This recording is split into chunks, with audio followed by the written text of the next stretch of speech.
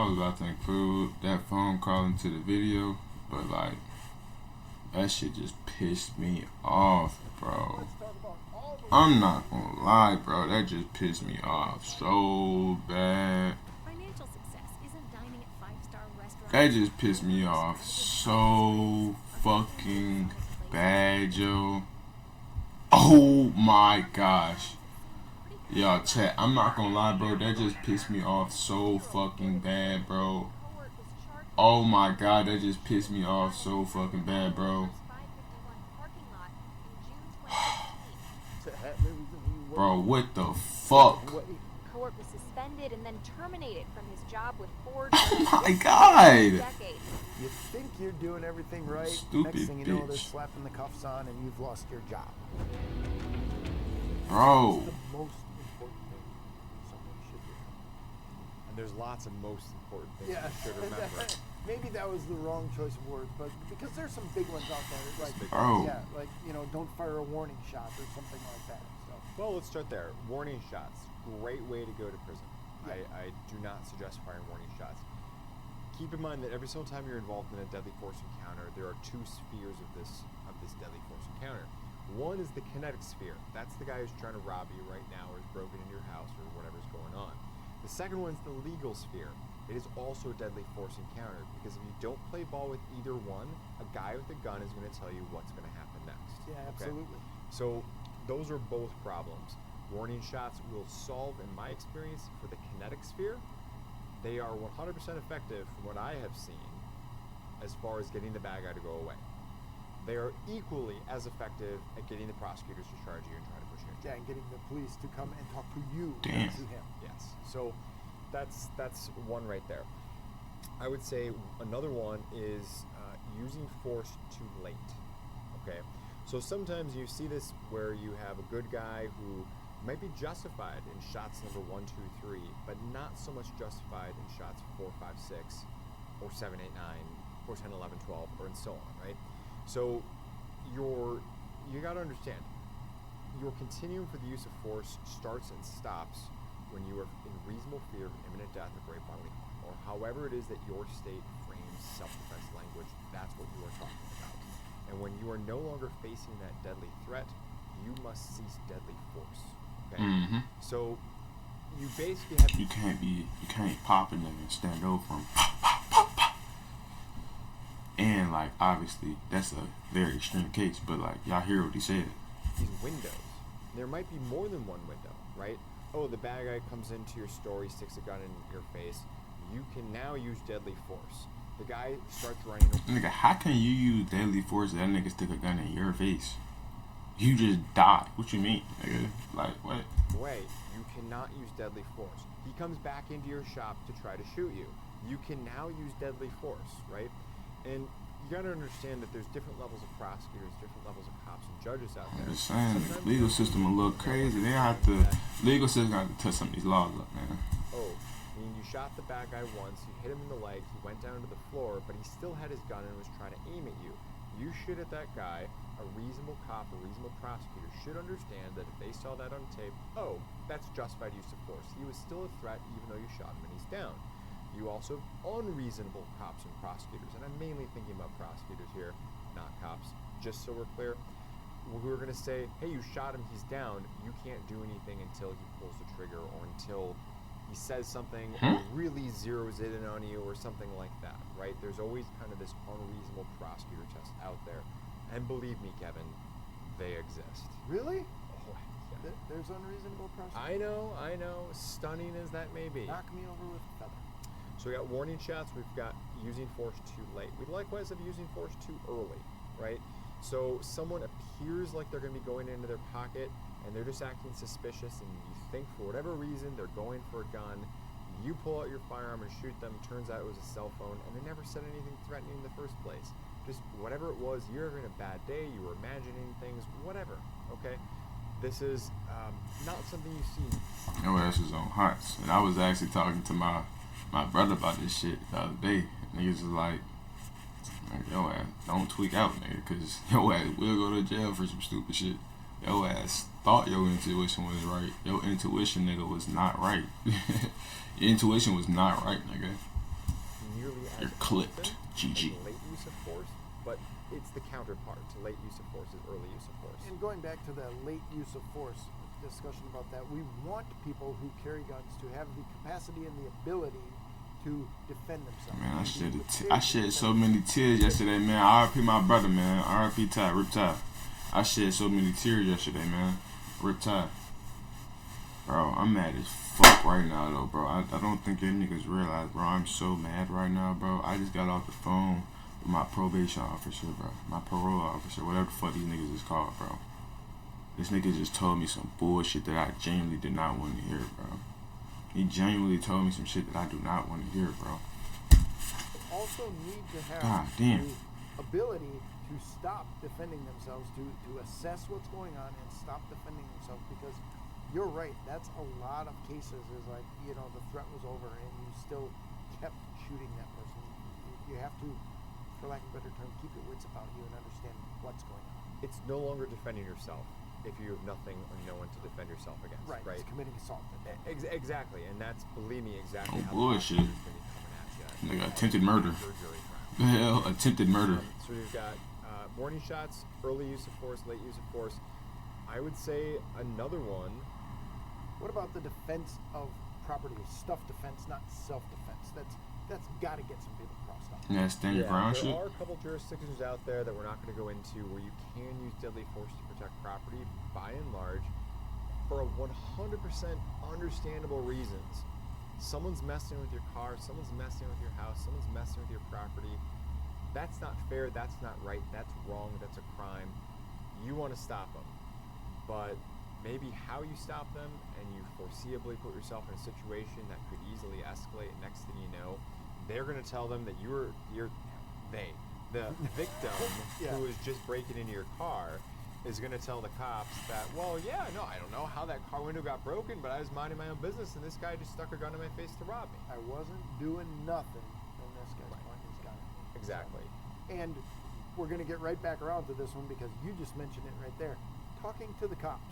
Yeah. Could that get you in trouble? It nearly always gets you in trouble because you're Oh, bullshit. banking on multiple things happening at once. Oh, bullshit. You are banking on, first and foremost, and a lot of people fail to take this into consideration, that the cops are going to be asking you good questions and all of the questions they should be asking you, right? So, for instance, let's imagine that someone tries to rob you and you pull out a gun in self-defense and you shoot them. Totally legit. The thing about your truth, the thing about the truth being true is that, nigga, we don't have to, the other side has to admit to that same truth for your truth to be actually true. So, shit, I could goddamn, nigga, this nigga was robbing me, I upped my gun at him, and I shot his ass. Nigga, I could say, I was chilling, and the nigga shot my ass. And the only legal evidence that we got is that he shot my ass. And now this nigga's fried. That shit crazy, right? That if we saw a camera and there's a camera there, yep, they stuck a gun in your face, you pulled out a gun back, right? Now I come in as an officer and I'm asking you, and I'm only asking you guilt-seeking questions, right? Well, did he say he was going to kill you? No. Oh, all right. Didn't say he was going to kill. Okay. And then how many times did you tell him to back off? Did you what did you do here? What did you do there? I have seen cops, unfortunately, in self-defense cases in real life, where they only ask an incomplete set of guilt-seeking questions. And they don't ask them, for lack of a better way of putting it, innocence-seeking questions. Why did you pull out your gun, sir? Why did you feel like you had to pull the trigger? The sort of questions that will elicit the response where the information that we call evidence, by the way, is produced to enter the landscape of the case of, oh, this is why it happened. And the result is that we don't have a lot of self-defense information that makes it into the police reports. Instead, we're left with Kevin shot a guy. Yeah. That's the extent of the police report. So a lot That's not going to be helpful at all. no, not at all. And a lot of people just figure, oh, I'll play along with the cops, and they'll play along with me because I did the right thing, and I'm a good guy, and I've never been in trouble, and I pay my taxes. You're gambling that, A, the cops will be asking the right questions. B, you're gambling the fact that they have all the correct information and are not going down any rabbit holes here. Rest assured, however they got there, whether it was you that called 911 or 10 other people, they're part of an investigation that's gathering information from all different sources, and some of that's probably funneling back to the officer or detective who's talking to you. What information are they being fed? How does that color their biases and their perceptions of who you are, what you were doing there, why were you there, how you acted? Because you don't know how they're going to be writing their report once more. Yeah, and that can all land you in jail. And you said something that I'm going to cling on to right now too. Having the right amount of information. Not having that information can land you in jail. You see a robbery going on inside, or what you think is a robbery going on inside a convenience store. You run in, there's a guy with a gun, you shoot him. You didn't have all the information. You just shot a good guy with a gun. You're going to go to prison for that. Right, yeah, that's defensive, third person Yeah, issues. when we're talking about that What's that defensive third person shit? All the information. I was going to say without as much information as you needed, but without all the information, that could land you in jail too. Talk about that a little bit. Well, in that, let me finish off the talking to the cops problem, because there's another big component to that, which is if you screw up. Right, because we've been talking about if the cop screws up. We've been talking about if the cop's being misled, whether through good forces or bad forces or whatever. What if another cop got a bad interrogation through their own mistakes, or if they're talking to a witness who's lying and they're feeding that information back, right? Hold up, bro. There's a whole lot of space in this bitch. Let me goddamn. I'm trying to be part of the conversation, folk. Put me right here.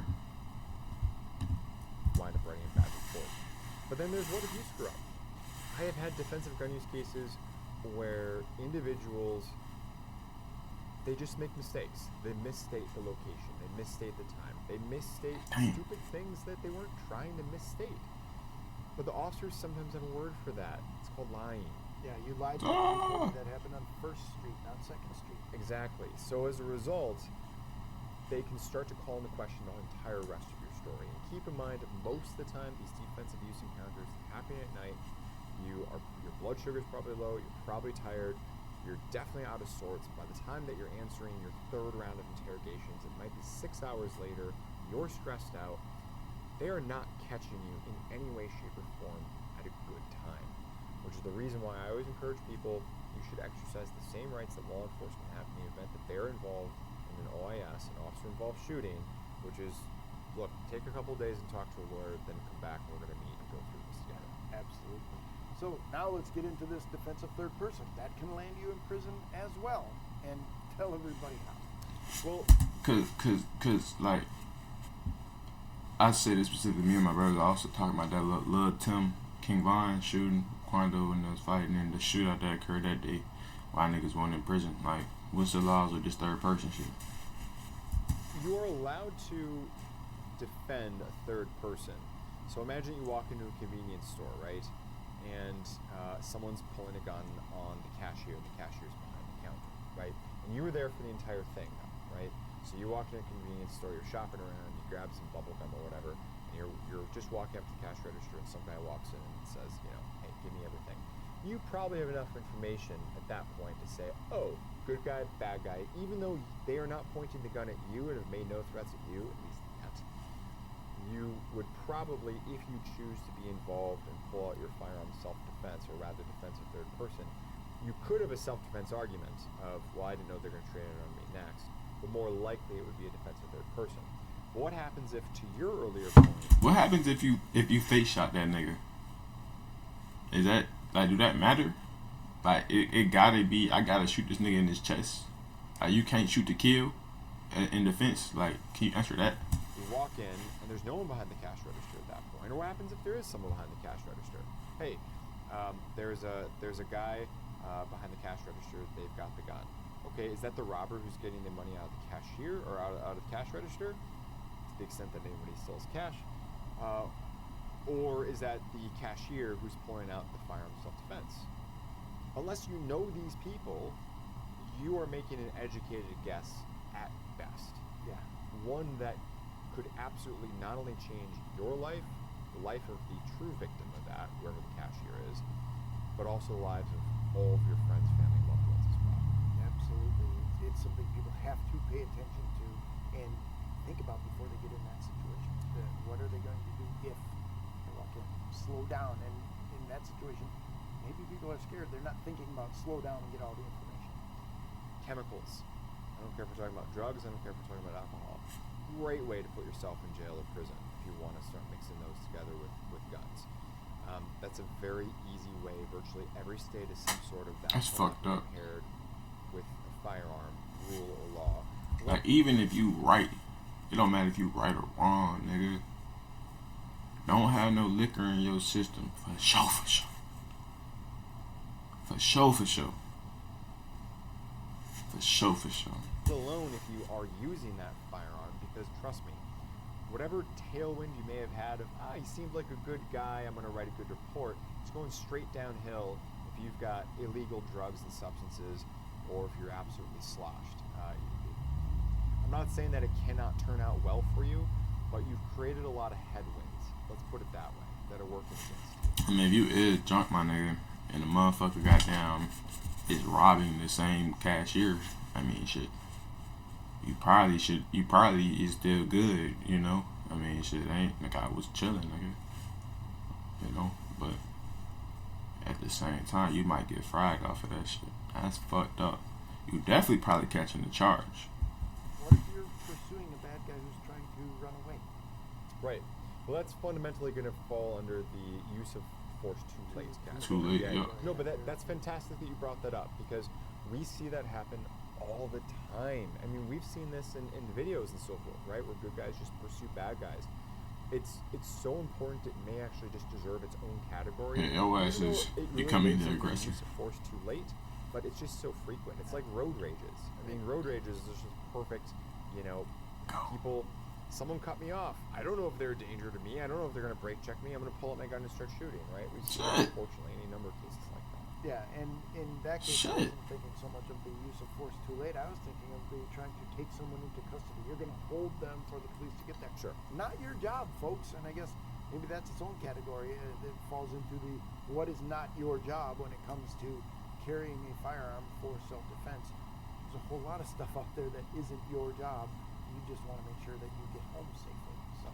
Yeah, juries are often not big fans of a victim or good Samaritan trying to act like they have a badge in their pocket. And look, I am 0% trying to discourage folks from trying to step up and to save a life if you're in that situation. That's not what I'm saying. What I'm saying is that might not be your hat. the fact that once you are past and once you're downstream from the deadly force encounter, you are now living much more in the legal encounter. Even though everything's still unfolding. That's not the hat. Now the main threat, I realize that you just never know, and someone's typing that in the comment section right now, but the main threat now becomes the legal threat. And if you're going to go and do a warning shot, a shot in the air, tackle him down, okay, you've got a gun. So you start fighting that person. We're making the assumption that you're going to win. There's no way that that weapon's going to be taken away from you or anything like that, right? Which we all know statistically that's not the case. Absolutely. Even if you a lock to beat somebody's ass, nigga, like, we're still humans. Like, nigga, I'm a weak bitch, but nigga, if you fucking 300 pounds try to fuck me up, nigga, I'm still fighting back. You know what I'm saying? Like, whatever happens in that little commotion gonna happen. You know what I'm saying? So. Yeah, even if you're a 200-pound man, you should have a 130-pound girl. Nigga, that girl feisty as hell. She not going down without a fight. Bullshit. You're just assuming that everything's going to go down, you know. You don't know what they know. Has been so far, Yeah, right? absolutely. They might wrap that leg around you, grab your neck. Great GG. insight as always, Tom. Thanks. I think we hit 9. You know, we always want an odd number when we're doing stuff like this. Apparently, statistically speaking, that's more people will watch if we provide them an odd number of examples. But I love that we get to sit down and talk about this kind of stuff and maybe help some folks out. So thank you very much.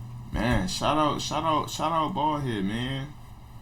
Shout out this nigga, man. I feel like he really knows something, but like, it's fucked up because at the end of the day, it's not really like the laws matter, my nigga, but the prosecutors they be on some bullshit.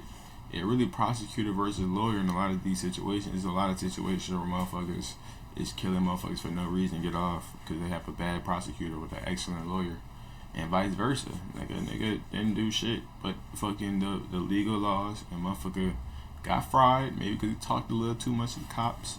had a bad fucking bad prosecutor out against them. You know what I'm saying? And a bad lawyer. I mean, prosecutors gonna be out against you anyway, my nigga. Like, that's my job. I want you fried. I want you fried, nigga. I don't care what you did. You could have been defending your baby, nigga. My job is to get you fried. You know, so damn, that's fucked up. Make sure y'all leave, like, comment, subscribe. Let me make sure I just put this down, because I'm about to react to some basketball. Where should I be at? Yeah, I ain't trying to block the scoreboard for y'all niggas on this next reaction. So, like, but that's cool. Fuck it.